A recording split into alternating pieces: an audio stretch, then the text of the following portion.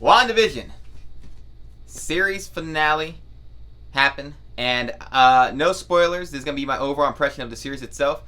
You know, you got people who don't like the show, you got people who do like the show. I'm in the camp of do like this show. I like it a lot. Marvel's formula gets so repetitive that you kind of see everything coming, and it's a good formula. All their movies, I have not disliked one movie. I think my least favorite would be Captain Marvel. It's mostly because Brie Larson's a very boring actress. And her friend was very boring. Everything in that movie was boring to me. It wasn't horrible, but it was boring to me. And so yeah, this show is a great deviation away from that typical formula that they've been using. And I love it for that reason. You got a whole different world that they created within this town of Westview. And it is unique because it has to operate within its own rules. And the problem of this is not a... It's so hard to talk about the show without spoiling it. For the most part, for most of the show, it's not your typical Marvel problem.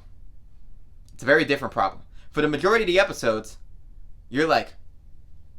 You start to see what the problem is, and it definitely is a deviation away from what their typical antagonist is. And I love that part.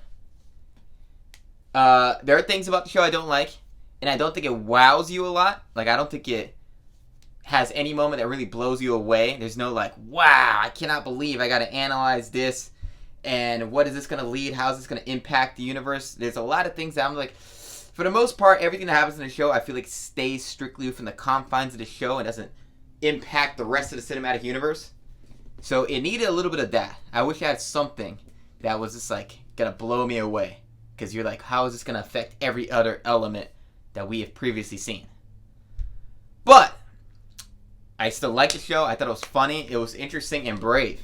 They got some balls to have a superhero show that doesn't revolve around action. It's not an action-packed show at all. It's mostly comedic and interesting. And they go from the 1950s to like the 2010s of television. And I thought that was a fascinating thing, but it's for the most part comedic and lighthearted and some drama. So it is a great risky venture to go on. That's why I can see a lot of people not liking it, because they're like, we need some ass-kicking punches. And it don't got that. For the most part, it doesn't got that. So overall, I'm going to give this show an A-. I liked it a lot. It didn't blow me away, but I thought it was a smart, bold, different thing to do. And I would like to see more things like this. I'd like to see this little Twilight Zone style of series. Winter Soldier and Falcon, I'm far less interested in, because it looks more of what we've seen. But what do you think? And subscribe, because we're so close to hitting 6,500. With this close, so your subscription, man, help us out. Thank you.